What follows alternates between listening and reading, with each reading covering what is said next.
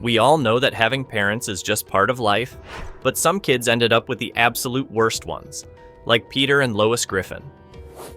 Mom, have you seen my trapper keeper? These two are the kind of parents that make you wonder how their kids aren't in therapy 24/7. You know me, I'm not sugarcoating anything today, so stick around, because we're diving into the most disastrous cartoon parents out there. Let's start with two parents who somehow managed to make dysfunction look like a full-time job. Peter and Lois Griffin. I don't know where to even begin with these two. Peter Griffin is basically a man-child who accidentally stumbled into fatherhood. His idea of parenting is taking advice from a beer commercial and thinking everything will somehow sort itself out.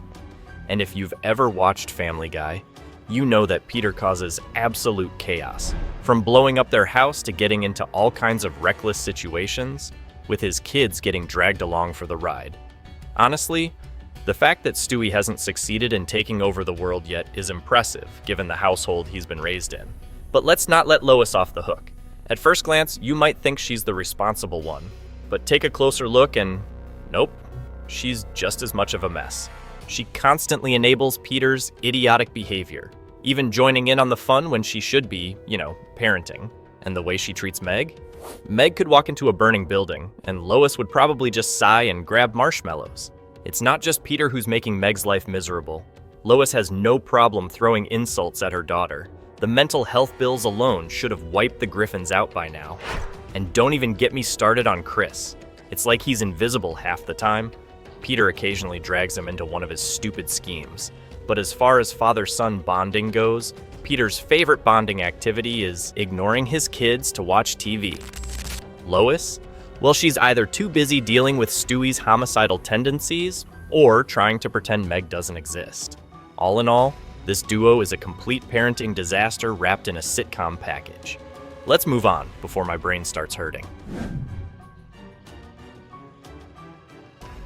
And then we have Timmy Turner's parents.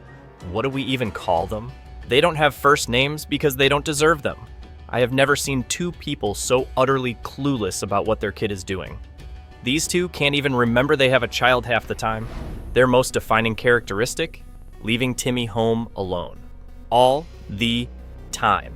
I get it. Sometimes parents need a break, but these two take it to another level. They jet off to romantic getaways, leaving Timmy to fend for himself. Seriously, who leaves their 10-year-old unsupervised with only two magical creatures keeping an eye on him? Also, have we noticed how much they idolize Dinkelberg? It's almost like they care more about what their neighbor is doing than they do about their own son. They'll spend an entire episode talking about Dinkelberg's new lawnmower, but completely miss the fact that Timmy is dealing with school bullies, a psychotic babysitter, and, oh yeah, godparents. Timmy's life is a complete mess because his parents are too busy competing in who hates Dinkelberg the most competitions to notice that their kid is on the verge of mental breakdowns every other day. Next up, we've got the OG dysfunctional couple, Homer and Marge Simpson. Now, don't get me wrong, I've got love for the Simpsons, but these two, they're barely holding it together. Homer is basically a walking disaster zone. He spends more time at Moe's Tavern than he does raising his kids. His idea of quality time with Bart is strangling him whenever he gets annoyed. How this man still has custody of his children is one of life's great mysteries. And Marge? Marge is the definition of the overworked, underappreciated mom. She's trying so hard to keep things together that she forgets that sometimes the best thing you can do as a parent is say no. Instead, she's always cleaning up Homer's messes while turning a blind eye to the fact that Bart is essentially a criminal in the making. This kid is literally out there terrorizing his town. But Marge's biggest concern, did I make enough pork chops for dinner? Their parenting style is basically survival mode. Lisa has somehow managed to become a genius despite her environment. But let's be real, this girl is one nuclear meltdown away from being a child prodigy turned rebel. And Maggie? Well, at least she's quiet. For now. Let's hope she doesn't grow up and take after Bart or Homer.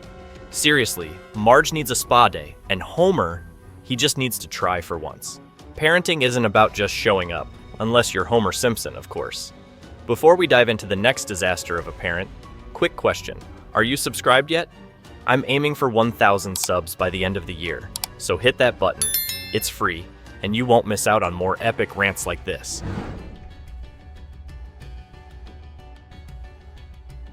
Next, we have Hank and Peggy Hill from King of the Hill. Now, on the surface, Hank seems like a solid dad. He's got that traditional I provide for my family mentality, but the problem is, he's so rigid in his ways that he can't see the bigger picture. Bobby is nothing like him, and instead of accepting that, Hank's approach is to constantly try and mold him into a mini version of himself. But Bobby's a sweet, goofy kid who's just trying to figure things out, and Hank's lack of emotional support isn't doing him any favors. It doesn't feel so good, does it, son? I guess your love wasn't as strong as your father's and mine, now was it? Peggy, on the other hand, thinks she's the smartest person in the room, and let me tell you, she is not. Her arrogance is unmatched. She's a substitute Spanish teacher who barely knows Spanish, and that kind of sums up her parenting style. Full of confidence, but completely clueless. Peggy's more focused on her own self-image than on what Bobby or Hank actually need. It's like she's in her own little world, where everything she does is perfect, even though everyone else around her is silently screaming. Together, Hank and Peggy create this awkward dynamic where Bobby is constantly trying to live up to expectations that make no sense, while Peggy's too busy patting herself on the back to notice. Hank's stuck in his propane and propane accessories mindset, and Peggy's convinced she's a genius. Poor Bobby doesn't stand a chance. Last but definitely not least, we have Leanne Cartman from South Park. Let's be honest, if there were an award for most useless parent, Leanne Cartman would win hands down. She's not just bad at parenting, she's practically in a league of her own. From day one, Leanne has shown that she has absolutely no control over Eric, letting him get away with murder, sometimes literally. Her approach to parenting is simple: never say no, no matter how insane the situation gets. Leanne's lifestyle doesn't exactly help either.